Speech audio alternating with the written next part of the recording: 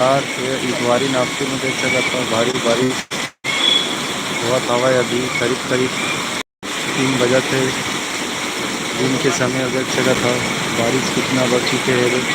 आप लोग दिखाई दे कोई गाड़ी हो इतवारी नागपुर अरे देख सकता था तो मार्केट लाइन अरे कितना बारिश होते थे।